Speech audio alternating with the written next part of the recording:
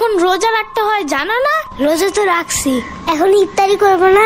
এখন ইফতারি তো দুপুর 1টা বাজে। এই না না, ইফতারি করতে হয় সবার 8টা বাজে। বড় মানুষ সন্ধ্যা বাজে ইফতারি করে, আর ছোট মানুষ 1টা বাজে করতে হয়। ও, কিন্তু আমার আম্মু সকালে একটা চিটিং করছে জানো? হ্যাঁ, আমার আম্মু বলছে কি, উঠো উঠো সেহরি খাবা না, পরে সেহরির বদলে শুধু ভাত খেতে দিছে। এই কারণে ওইটাই তো সিহারি। সত্যি? হ্যাঁ হ্যাঁ, ওইটাই তো বললাম। আমি সেহারিতে কলা দিয়ে মাছ খাইছি, অনেক মজা। কিন্তু ইফতারি তো আলাদাই, তো ভাত সেহরি হয় কেমনে? এমনে অমনে হেমনে। মেন কথা হইলো তুমি রোজা রাখতেছো না, বুঝছো? ঠিক মতন না রোজা রাখলে অনেক সমস্যা আছে। আমাদের ওই বাসার ওই পিচ্চি রোজা না রেখে মিষ্টি খেয়ে ফেলছিল, পরে ওর পেট খারাপ হয়ে গেছে, পরে ওর খালি মাথা চুলকাইতো অনেক। আমার সাম্বার তো ঠিকঠাক মতন রোজা রাখে, তাও ওর পেট খারাপ হয়, সারাদিন খালি মাথা চুলকায়। তার মানে সাম্বার বাচ্চা রোজা রাখে না ঠিক মতো? লোকে তাহলে সবকিছু তাহলে ওই খায়। আমার কেকও খাইছিল, আর দোষ দিছে নিশিভূতের। সাম্বারে দেখলে কেমন জানি মনে হয় কি রোজা রাখে নাই।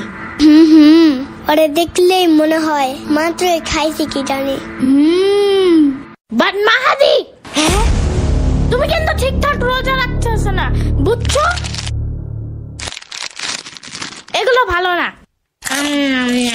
কারণ আমার আম্মু বলছে ঠিক মতন রোজা রেখে দুপুর 1টায় যদি ইফতারি না করে তাহলে নিশিভূত এসে পড়ে। রাইট।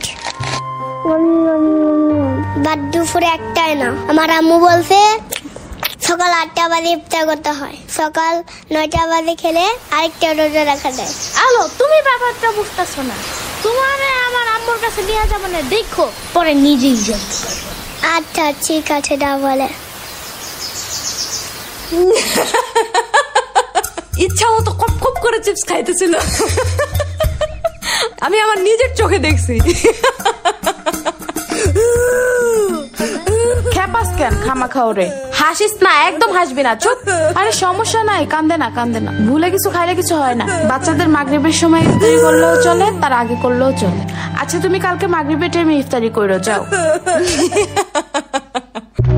সাম্বার বাচ্চা, আমিও জানি তুমি ঠিক মতন রোজা রাখো না। হ্যাঁ, এই জন্যই খালি তোমার পেট খারাপ হয়, আর সারাদিন খালি তোমার মাথা চুলকায় যাই থাকে। রোজা না রাখলে মাথা চুলকায়? বিশ্বাস না হইলে আলুরে জিজ্ঞাসা করো।